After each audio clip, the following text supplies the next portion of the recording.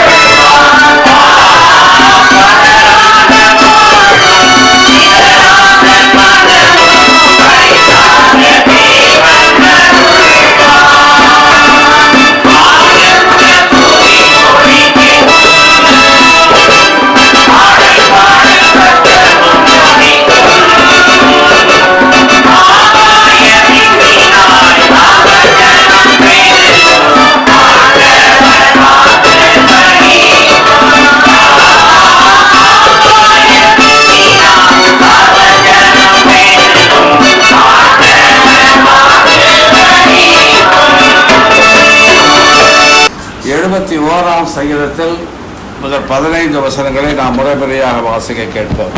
71ஆம் சங்கீதம். கர்த்தாவே, உம்மை நம்பி இருக்கிறேன். நான் ஒருபோதும் வெட்கம் அடையாதபடி செய்யும். உமது நீதியின் நிமித்தம் என்னை விடுவித்து என்னை காப்பாற்றும். உமது செவியை எனக்கு சாய்த்து என்னை ரட்சியும். நான் எப்பொழுதும் வந்தடையத்தக்க கண்மலையாயிரும். என்னை ரட்சிப்பதற்கு கட்டளையிட்டீரே. நீரே என் கண்மலையும் என் கோட்டையுமாய் இருக்கிறீர். என் தேவனே, துன்மார்க்கத்தை கைக்கும் நியாயக்கேடும் கொடுமையுடைய கைக்கும் என்னை தப்புவியும். கர்த்தராகிய ஆண்டவரே, நீரே என் நோக்கமும் என் சிறுவயது தொடங்கி என் நம்பிக்கையுமாய் இருக்கிறீர். நான் கர்ப்பத்தில் ஆதரிக்கப்பட்டேன். என் தாயின் வயிற்றிலிருந்து என்னை எடுத்தவர் நீரே. உம்மையே நான் எப்பொழுதும் துதிப்பேன். அநேகருக்கு நான் ஒரு புதுமை போலானேன். நீரே எனக்கு பலத்த அடைக்கலமாய் இருக்கிறீர். என் வாய் துதியினாலும் நாள்தோறும் மதத்துவத்தினாலும் நிறைந்திருப்பதாக. முதிர் வயதில் என்னை தள்ளிவிடாமலும் என் பலன் ஒடுங்கும் போது என்னை கைவிடாமலும் இரும். என் சத்துருக்கள் எனக்கு விரோதமாக பேசி தேவன் அவனை கைவிட்டார், அவனை தொடர்ந்து புரியுங்கள், அவனை விடுவிப்பார் இல்லை என்கிறார்கள்.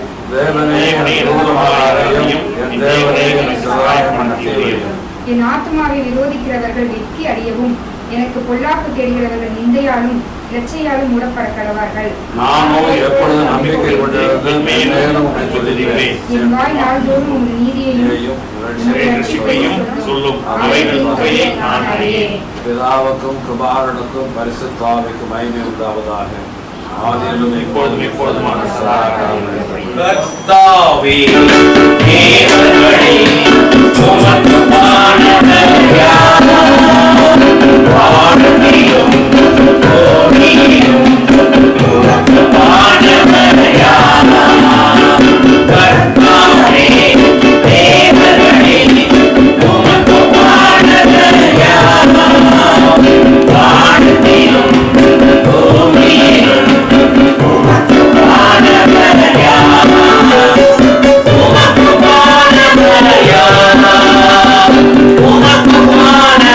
Yeah.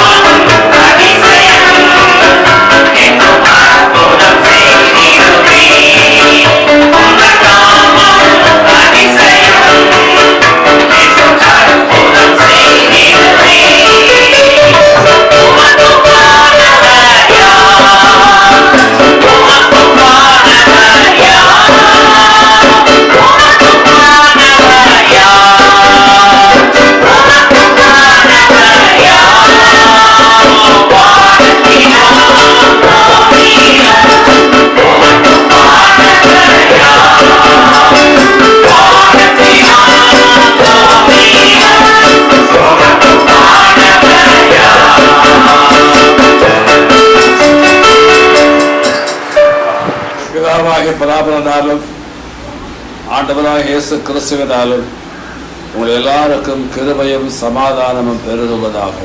ஆமென். ஜெபம் செய்வோம். எங்கள் கண்மலையும் உங்கள் மீட்பருமாகிய கர்த்தாவே, என் வாயின் வார்த்தைகளும் இங்கு கூடியுள்ள எல்லாருடைய இருதய தியானமும் உம்முடைய சமூகத்தில் இந்த நேரத்தில் பரிசுத்தமாக இருப்பதாக சுவாமி. ஆமென். ஆண்டவராக இயேசு கிறிஸ்துவிற்கு அருமையானவர்களே, கடவுளின் மிக பெரிதான கிருபையினாலே, அவருடைய அன்பினாலே, அவர் நம்மோடு செய்து கொண்ட உடன்படிக்கையினாலே கடந்து போன 8 மாதங்கள் 2020ஆம் ஆண்டில் 8 மாதங்களை முடித்து 9வது மாதம் செப்டம்பர் மாதம் 1ஆம் நாளில் இந்த அதிகாலை நேரத்தில் கர்த்தராகிய கடவுளை நாம் தொழுது கொள்ளவும், ஆராதிக்கவும், அவருடைய திருவசனத்தை கேட்கவும், அவருடைய ஆசீர்வாதங்களை பெற்றுக்கொள்ளவும் கூடி செய்திருக்கிற கடவுளுக்கு நாம் நன்றியையும் துதியையும் கனத்தையும் மகிமையை ஏறெடுக்கிறோம். உலகத்தில் நடைபெற்று வருகிற அநேக காரியங்களை பார்க்கின்ற பொழுது, குறிப்பாக கடந்த 4 அல்லது 5 மாத காலமாக உலகத்தை அச்சுறுத்தி கொள்ளை நோய் கோவிட் என்கிற வைரஸின் மூலமாக அதனால் பாதிக்கப்பட்டு உயிரிழந்து தொல்லையிலும் துன்பத்திலும் வேதனையிலும் மக்கள் வாடுகின்ற பொழுது அவருடைய கிருபை எவ்வளவு மகா பெரிதானதாக இருந்திருக்கிறது என்பதை நினைத்து பார்த்து இந்த செப்டம்பர் மாதம் 1ஆம் நாளிலே கர்த்தருக்கு ஸ்தோத்திரத்தை, துதியை, கனத்தை, மகிமை ஏறெடுக்க கடமைப்பட்டிருக்கிறோம். பக்தர் சொல்கிறார், நாம் இம்மட்டும் நிர்மூலமாகாமல் இருப்பது கர்த்தருடைய கிருபையே. ஆம், அவருடைய கிருபையை ருசித்து பார்க்கின்ற மக்களாக தொடங்கி இருக்கிற புதிய மாதத்திலே உங்களை நான் நெஞ்சார வாயார மனமாற இயேசுவின் நாமத்தில் உங்களை நான் வாழ்த்துகிறேன். தொடங்கி இருக்கிற இந்த புதிய மாதமும் கர்த்தருக்குள் வாழ்கிற வாழ்க்கையாக, கர்த்தரோடு நெருங்கி ஜீவிக்கின்ற வாழ்க்கையாக, கர்த்தர் தருகிற கற்பனைகளின்படி கட்டளைகளின்படி நாம் நடந்து அவருடைய ஆசீர்வாதங்களை பெற்று அனுபவிக்கக்கூடிய வாழ்க்கையாக இருக்கும்படியாக உங்களை நான் வாழ்த்துகிறேன். இந்த நாளிலே செப்டம்பர் மாதம் 1ஆம் நாள் தொடக்க காலத்தில் நம்முடைய திருச்சபையில் இது மேட்ரின்ஸ் என்று சொல்லப்படுகிற உதய கால ஆராதனை என்று அழைக்கப்படுகிறது. உதய கால ஆராதனை, மாத தொடக்க நாள் ஆராதனை. ஆனால் காலப்போக்கில் இந்த ஆராதனையை எவ்வாறு அது அழைக்கப்பட வேண்டியது ஆயிற்றுன்னு சொன்னால் வாக்குத்தத்த ஆராதனை. வாக்குத்தத்த ஆராதனை என்று இது காலப்போக்கில் அது பல்வேறான காரியங்களினாலே இது அழைக்கப்படலாயிற்று. ஆனாலும் மாத தொடக்க நாள் கர்த்தருடைய பெரிதான கிருபை, அவர் நம்மோடு இருந்திருக்கிறார், நம்மை ஆசீர்வதித்திருக்கிறார். இந்த நாளிலே தொடங்கி இருக்கிற புதிய மாதம் முழுக்க அவருடைய பிரசன்னம், அவருடைய வழிநடத்துதல், அவருடைய பராமரிப்பு நம்மோடு இருக்கும்படியாக உங்களை வாழ்த்துகிறேன். இதில் கர்த்தர் தருகிற ஒரு வசனம், கடந்த 4-5 மாதமாக மக்கள் படுகிற வேதனைகள் நமக்கு தெரியும். வறுமையில், தொல்லையில், வேலை வாய்ப்பின்றி, வருமானம் என்று, உண்ண உணவு, உடுக்க உடை, இருக்க இடம் இல்லாமல் எல்லாம் மக்கள் கஷ்டப்படுகிற பொழுது நாம் எந்த அளவுக்கு அவருடைய பாதுகாப்பில் பராமரிப்பில் இருந்திருக்கிறோம். ஒருவேளை தொடங்கி இருக்க இந்த மாதம் செப்டம்பர் மாதம் எப்படி இருக்கும், வருகிற காலம் நமக்கு எப்படி இருக்கும் என்றெல்லாம் யோசிக்கின்ற கேள்விக்குறியாக இருக்கிற இந்த தருணத்தில் அவர் தருகிற ஒரு வசனம், அவர் தருகிற வேத வாக்கியம் என்னவென்றால், நியாயாதிபதிகளின் புஸ்தகத்தில் 6ஆம் அதிகாரத்தில் 14ஆம் வசனத்தை நான் அதை கொஞ்சம் எடுத்து வச்சுங்க. இந்த நியாயாதிபதிகள் 6ஆம் அதிகாரத்தை இந்த நாளிலே நாம் தியானிக்க போகிறோம். அதில் ஒரு வசனம் அது மிகவும் நமக்கு தைரியம் ஊட்டக்கூடியதாக, உற்சாகத்தை ஊட்டக்கூடியதாக, நமக்கு மகிழ்ச்சியையும் நம்பிக்கையையும் ஏற்படுத்தக்கூடியதாக, நமக்கு தேவையான எல்லா விதமான பயப்படாதவர்கள் சொல்லுகிற கர்த்தர் இந்த நாளில் உங்களுக்கு எனக்கு தருகிற வார்த்தை 6ஆம் அதிகாரம் 14ஆம் வசனம். அப்பொழுது கர்த்தர் அவனை நோக்கி, அவன் சொன்னான் கிதையோன், நியாயாதிபதிகளிலே ஒருவன் கிதையோன். அவனை நோக்கி அவன் சொல்லுகிறார், உனக்கு இருக்கிற இந்த பலத்தோடே போ, நீ இஸ்ரவேலை மீதியானுடைய கைக்கு நீங்களாக்கி ரட்சிப்பாய், உன்னை அனுப்புகிறவர் நான் அல்லவா என்றார். உனக்கு இருக்கிற எந்த பலத்தோட போ. இந்த வாக்கியம் உங்களுக்கும் எனக்கும் நம்பிக்கை ஊட்டக்கூடியதாக, உற்சாகத்தை ஊட்டக்கூடியதாக, கவலையை நீக்கி, அவநம்பிக்கையை நீக்கி, துன்பத்தை நீக்கி, தளர்ச்சியை நீக்கி, சோர்வை நீக்கி, உனக்கு இருக்கிற பலம். ஒருவேளை நாம் யோசிக்கலாம், நான் பலகீனன். இங்கே கிதையோனுடைய வாழ்க்கையை பார்க்கின்ற பொழுது, கிதையோன் ஒரு நியாயாதிபதி. அவன் வாழ்க்கையிலே அவர் வாழ்ந்த காலத்தில் நியாயாதிபதியாக வாழ்ந்த அவர் யோவாஸ் என்கிற மனாசே குடும்பத்தில் அவன் பிறந்தவர். அவன் மீதியான்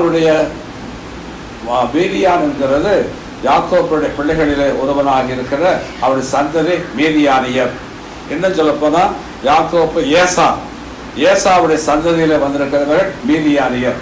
மீதியானியருடைய கைகளுக்கு அவருடைய பக்கத்து நாடு கானான் நாட்டிலே வாழ்கிற மக்கள், யூதா மக்கள், இஸ்ரவேல் மக்கள் மீதியானுடைய கைக்கு சிறை கைதிகளாக 7 வருஷம் பாடுகளை அனுபவித்தார்கள் என்று படிக்கலாம். நான் 14ஆம் அதிகாரம் 6ஆம் அதிகாரம் படிச்சுப்பேன்னா 7 வருஷங்கள் அந்த மிதியானுடைய சிறையில, மிதியானுடைய தொல்லைகளில அடிமைகளாக இஸ்ரவேல் மக்கள் வாழ்ந்தார்கள். அவரை விடுவிப்பதற்காக கடவுள் கிதையோனை அங்கே எழுப்புகிறார்.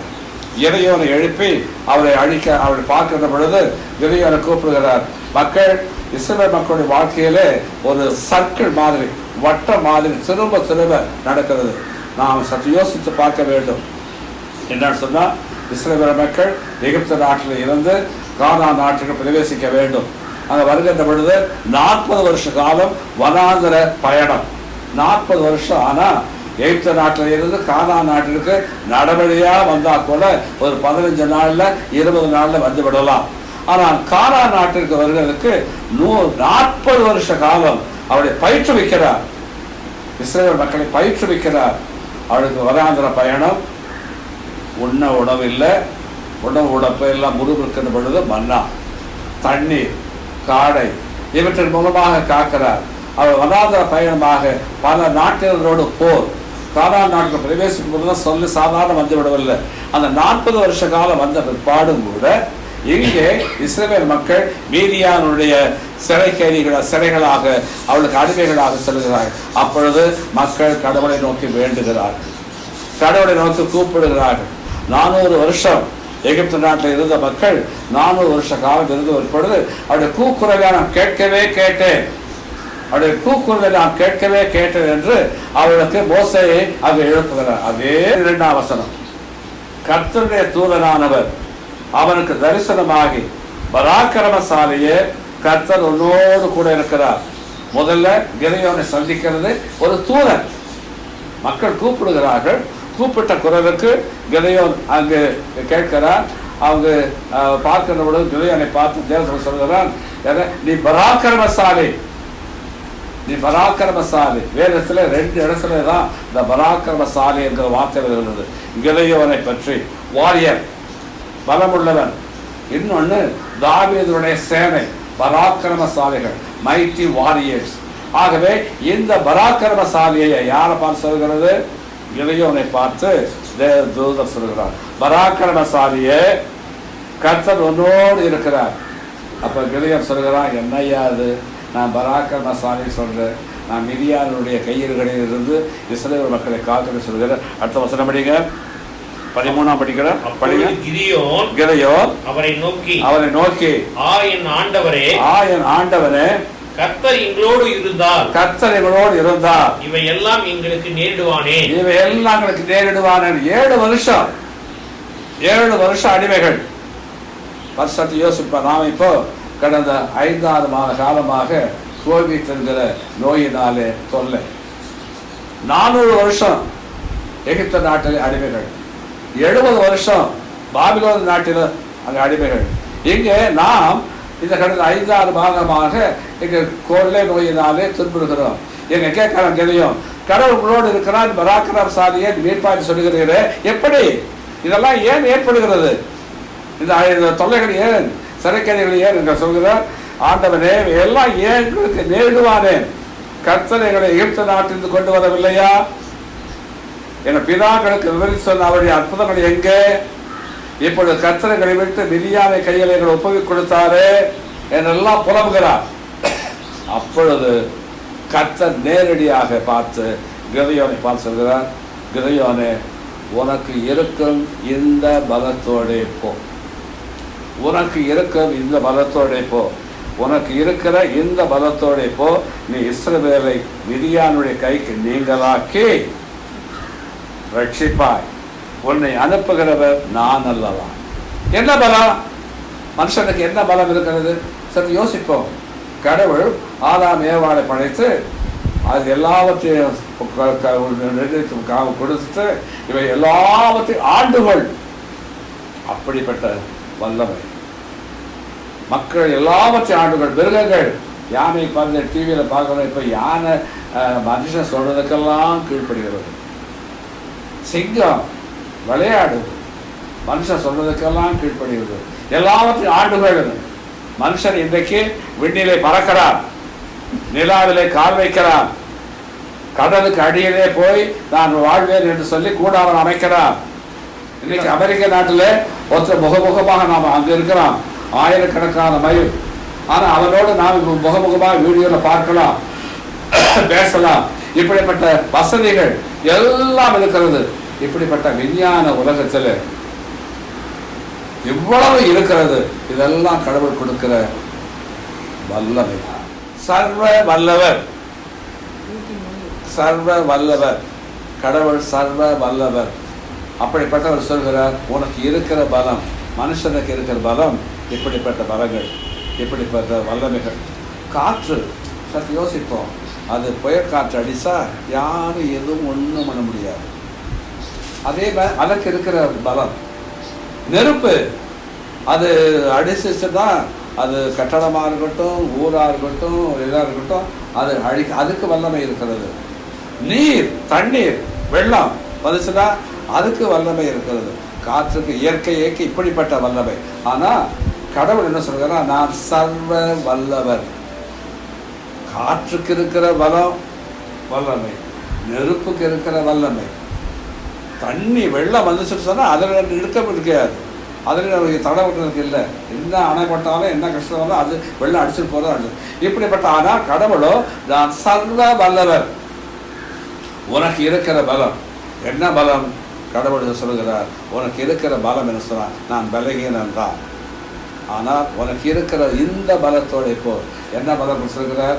மோசே கேட்கிறார், இஸ்ரவேல் மக்களை நான் மீட்டுப்பதற்கு எப்படி என்ன இருக்கு? நான் பேச முடியாத, நான் வாலிபன். இவரு சொல்ற இதை என்று சொல்கிறார், நான் மனாசே குடும்பத்தில் ஒரு சிறிய எளியவன், நான் அவ்வளவு முக்கியஸ்தான் அல்ல. நான் போய் எப்படி மிதியானுடைய கையில் இருந்து இஸ்ரவேல் மக்களை காப்பது? அப்படி சொல்கிறார் கர்த்தர், நான் உன்னோடு கூட இருக்கிறேன். நீ இளைஞன் தான், நீ சாதாரணமான, ஆனால் நீ பராக்கிரமசாலி. நீ உன்னை மறந்து போற, உனக்கு கொடுத்திருக்கிற வல்லமையை, உனக்கு கொடுத்திருக்கிற பலத்தை நீ மறந்து போகிறாய். விஞ்ஞான அறிவு கொடுத்திருக்கிற அதை மறந்து போகிறாய், அதை சற்று இழந்து போகிறாய், அதை பற்றி யோசிக்கிறதில்லை. நான் நீ உனக்கு பலம் உண்டு, உனக்கு இருக்கிற பலத்தோட போ. மோசே கிட்ட என்ன இருந்துச்சு? ஒரு கோல். சோக்கிட்ட என்ன பாருக்கு? கோல் கடவுளை நீட்டு, அது பாம்பு ஆயிடுச்சு. அதே மாதிரி அங்கு தாவீது கோலியாத்தை புகழ்ந்த பொழுது அவங்கள்ட்ட என்ன இருக்கு? ஒன்றும் இல்லை, 5 கூழாங்கல் தான். 5 கூழாங்கல்லையும் ஒரு கல் தான் உபயோகிக்கிறார். 5 கூழாங்கல் ஒரு கல். உன்கிட்ட என்ன இருக்கு? அதே மாதிரி 5 அப்பம் 2 மீன் துண்டு. உங்ககிட்ட என்ன இருக்கு? இருக்கிறத வைத்து 5 அப்பம் 2 மீன் துண்டை வைத்து 5000 பேருக்கு. உன்கிட்ட நீ இருக்கிற பலத்தை என்ன? கடவுள் என்னோடு கூட இருக்கிறார் என்கிற அந்த பலம்.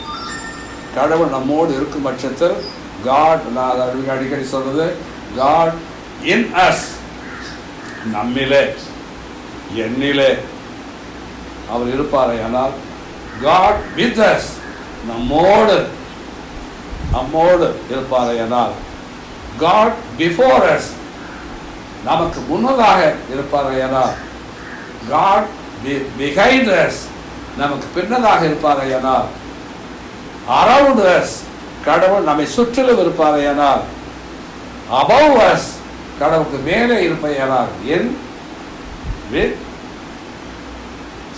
behind before above around கடவுள் நம்மோடு இருக்கிறார். அவர் சொல்கிறார், நான் உன்னோடு இருப்பேன். ஏன்பா கவலைப்படுற?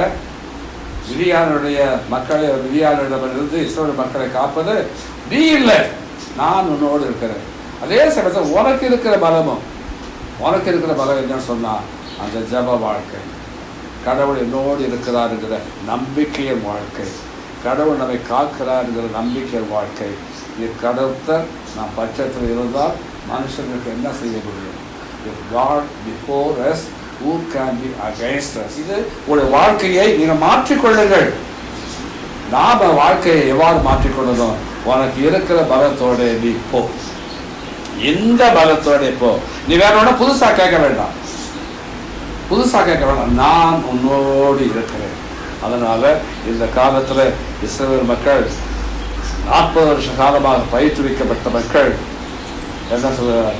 அது எல்லாவற்றிலும் அவர் நடந்து கொண்ட வந்த விதங்கள் எல்லாவற்றையும் பார்க்கின்ற பொழுது நாம் நம்முடைய வாழ்க்கையை கடத்துவதற்கு எதிர்காலம் எப்படி இருக்கும், செப்டம்பர் மாதம் எப்படி இருக்கும், சமுதாய வாழ்க்கையில எப்படி இருக்கும், திருச்சபை வாழ்க்கையில எப்படி இருக்கும், குடும்ப வாழ்க்கையில எப்படி இருக்கும், அலுவலக வாழ்க்கையில எப்படி, பள்ளிக்கூட வாழ்க்கை எப்படி இருக்கும், போக்குவரத்து எப்படி இருக்கும், உற்சாக நிறுவனோட பழகுவது எப்படி இருக்கும் தெரியாது. ஆனால் ஒன்று நிச்சயம், உனக்கு இருக்கிற இந்த பலத்தோட போ. உன்னை நான் ஆண்டு கொடுக்கிறேன், உனக்கு எல்லாமே கொடுத்திருக்கிறேன். உலகத்தை ஆண்டு கொள்ளவும் அதை பக்குவப்படுத்தவும் பராமரிக்கவும் மனிதன் அழைக்கப்பட்டிருக்கிறார். குடும்ப வாழ்க்கை கொடுத்திருக்கிற கர்த்தர், சபை வாழ்க்கை கொடுத்திருக்கிற கர்த்தர், அன்றாட வாழ்க்கை கொடுத்திருக்கிற கர்த்தர். இந்த நாளிலே 5 அப்பா 2 மீனை கொடுத்து காத்த கடவுள் ஒன்றும் இல்லை. நமக்கு என்ன இருக்கு தெரியாது. உனக்கு இருக்கிற பலம் அது ஜப வாழ்க்கையாக இருக்கட்டும், நம்பிக்கையுள்ள வாழ்க்கையாக இருக்கட்டும், கடவுளோடு இணைந்து வாழ்கிற வாழ்க்கையாக இருக்கட்டும். நம்மை நாமே தாழ்த்தி, ஆண்டவரே எனக்கு ஒன்றுமில்ல சுவாமி, நீர் என்னோடு இரும். தகப்பனுடைய கையை பிடித்து ஒரு சின்ன குழந்தை நடக்கின்ற பொழுது அது இருட்டாக இருந்தாலும் சரி, அது வெளிச்சமாக இருந்தாலும் சரி, அது காடாக இருந்தாலும் சரி, அது மேடாக இருந்தாலும் சரி, அவன் நம்பிக்கையோடு பயமற்ற வாழ்க்கையாக, நம்பிக்கையுள்ள வாழ்க்கையாக சொல்வார். இந்த நாளிலே கிதையோனின் மூலமாக இஸ்ரவேல் மக்களை மிதியானிடம் காத்த கடவுள் இந்த நாளில் உங்களுக்கு சொல்கிறார், நீ செப்டம்பர் மாதமோ வருகிற காலமோ வருகிற நாட்களோ எப்படி தெரியும், என்ன இருந்தாலும் உன் முன்னதாக நான் போகிறேன், நீ பின்னே வா. முன்னதாக நான் போகிறேன், நீ பின்னே வா, என் பின்னால் வா என்றுதான் சொல்கிறத தவிர என் முன்னால் போ என்று சொல்லவே இல்லை. அவர் முன்னதாக போகிறார். அவர் முன்னதாக போகிறதுனால அவர் வழியிலே நடக்கவும் அவர் கொடுத்திருக்கிற பலத்தை, அது ஜப பலம், அது ஒன்றுதான் நாம் சொல்ல வேண்டிய காரியம். ஜப பலம், ஜபத்தில் தரித்திருக்க, ஜபத்தில் ஒன்றித்திருக்க, நம்பிக்கையோடு இருப்பவையானால் அது விதியானுடைய வாழ்க்கையில், விதியானுடைய சிறையில் இருந்து, விதியானுடைய அடிமைத்தனத்திலிருந்து இஸ்ரவேல் மக்களை காத்த கடவுள் உங்களையும் என்னையும் இந்த நாட்களில் எப்படிப்பட்ட தொற்று நோயாக இருக்கட்டும், எப்படிப்பட்ட பயங்கரமாக இருக்கட்டும், எப்படிப்பட்ட வறுமையாக இருக்கட்டும், சற்று யோசிப்போம். கடவுள் எவ்வளவு கிருபை உள்ளவராக, மற்ற வறுமை வேலை இல்லாமல் கஷ்டப்படுகிறோம், சற்று அதிகமாக யோசிக்கிறது இல்லை. நாமும் நம்ம வீட்டில் இருக்கிறோம், கடை கட்டிக்கு போகிறோம், வாங்குகிறோம், ஏதோ கடவுள் கொடுத்துருக்க ஆசீர்வாதம். ஆனால் உழைச்சாதான் சாப்பாடு, அவன் அப்படி வச்சிருக்க கடவுள். ஆகவே இது எல்லாவற்றையும் பார்க்கிற பொழுது இது எல்லாவற்றும் கடவுள் கொடுத்திருக்கிற ஆசீர்வாதங்கள், நமக்கு கொடுத்திருக்கிற பலம் என்னன்னா ஜப பலம். நமக்கு கொடுத்திருக்கிற பலம், நான் உன்னோடு கூட இருப்பேன். மத்தேயு சுவிசேஷம் கடைசி வசனத்தில் நீங்கள் உலகமெங்கும் போய் சகல ஜாதி வாக்குகள் சொல்கின்ற பொழுது நான் உங்களோடு கூட இருப்பேன். இதோ உலகத்தின் முடிவு பரியந்தமும் சகல நாட்களிலும் உங்களோடு கூட இருக்கிறேன். ஆகவே இந்த வார்த்தை உனக்கு கிதையோனுக்கு கொடுத்த வார்த்தை, நீ பராக்கிரமசாலி தான், நீ மனாசே குடும்பத்தான் தான், ஒன்றுக்கு உதவானவன் தான். மோசே நீ இளைஞன் தான், வாக்கு பேச முடியாதவன் தான். ஆனா எல்லாம் அவனுக்கு அவன்கிட்ட என்ன இருக்கு? அவன்கிட்ட கோல் இருந்துச்சு, அதன் மூலமாக ரட்சிப்பு. 5 பேர் அதன் மூலமாக மக்களுக்கு உணர்வு. 5 கூழாங்கல் 1 கல் தான் அவன்கிட்ட இருந்தது. இருந்து அந்த பலத்தை வைத்து அது எதிராளியை வீழ்த்தக்கூடிய அளவுக்கு நமக்கு இருக்கிற பலம் நமக்கு தெரியாது. ஆனால் கடவுள் சொல்கிறார், உனக்கு இருக்கிற இந்த பலத்தோட போ. என்ன பலம்? ஜப பலம். ஜபத்தில் தரித்திருக்கவும், ஜபத்தில் ஊர்ந்தித்திருக்கவும், கடவுளோடு வாழவும், கடவுள் இந்த நாட்களிலே வருகிற காலங்களிலே ஆசீர்வாதமாக இருக்க அவர் தானே நமக்கு கிருபை புரிவாராக. ஜபம். சர்வ வல்லமையுள்ள கடவுளை பரிசுத்த பரிசுத்த பரிசுத்தரை துதிக்கிறோம், போற்றுகிறோம், போடுகிறோம். இந்த நாளிலும் தொழுது கொள்வோம், ஆராதிகள் தயவுலேருந்து விசேஷமாக தொடங்கி இருக்கிற இந்த புதிய மாதத்தில் ஆண்டவரே உனக்கு இருக்கிற எந்த மதத்தோட போய் என்ற வாக்குத்தத்தை படுத்திருக்கிறேன், வழிநடத்திருக்கிறேன், தைரியப்படுத்திருக்கிறேன், உற்சாகப்படுத்திருக்கிறேன். நன்றியோடு சோதரிக்கிறோம். நாம் கர்த்தாவே இல்லையோ மனாசே குடும்பத்தார் ஒன்றுக்கு உதவாதவர், ஆண்டவரே இளைஞன், அவருடைய இருக்கிற எண்ணம் உண்டு என்றெல்லாம் கேட்டார். ஆனால் அவனை வைத்து ஆண்டவரே ஒரு பானையின் மூலமாக, ஒரு தீவெட்டியின் மூலமாக, ஒரு எக்காலத்தின் மூலமாக 300 பேரை வைத்து ஆண்டவரே இஸ்ரவேல் மக்களுக்கு வெற்றி வாய்ப்பினை தந்து சிறியானதை ஆண்டவரை அவளை அழித்து போட்டு நன்றி செலுத்துகிறோம். எங்களுக்கு சுவாமி விலகின பாடங்கள், ஒன்றுக்கு உதவாத மக்கள் ஆண்டவரே, ஆனால் நீர் எங்களோடு கூட இருக்கின்ற பொழுது நான் எல்லாவரும் செய்ய வல்லமை பெறுகிறோம். நீ சர்வ வியாபகன், சர்வ வல்லமை உள்ளவர், சர்வ ஞானி, சகலத்தை அறிந்த கர்த்தர், எல்லாவற்றையும் போதுமானவராக இருக்கிற கர்த்தர். தேவரின் தாமே எங்களையும் குடும்பத்தினரையும் திருச்சபை மக்களையும் சமுதாய மக்களையும் நாட்டையும் நீங்கள் ஆண்டு கொள்ள வேண்டும் என்று எல்லாவற்றுக்கும் மேலாக இந்த கோவிலிருக்கிற வைரஸிடமிருந்து விடுதலையை தந்து நாம் ஏகோவிதமாக தொழுது கொள்வதை ஆராதிக்கவும், திருச்சபை திறக்கப்பட்டு ஆலயங்கள் திறக்கப்பட்டு நாம் தொழுது கொள்வதற்கு வாய்ப்பினை தர வேண்டும் என்று இவருக்காக பாடுபட்டு மறித்து உயிரோடு எழுந்து எந்தெந்த ஜீவனுள்ளவராக ஆண்டு கொண்டிருக்கின்ற எல்லாம் இயேசு கிறிஸ்துவின் திருப்பார்வழித்து தாடியோடு கெஞ்சி கொண்டாடுகிறோம். கர்த்தரை செஞ்சு வைப்போம்.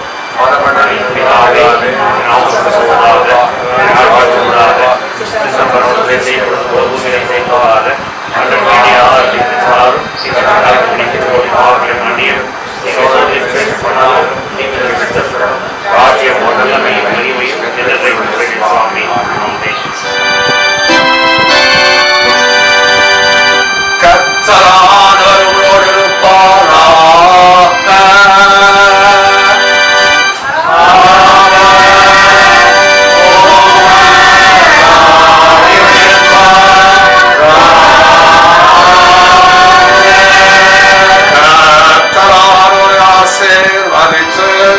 உன்னை காப்பாராக. கர்த்தரானவர் நம்முடைய திருமணத்தை ஆசிக்க பண்ணி உன் பேரில் கிருபை உள்ளவராயிருப்பாரா.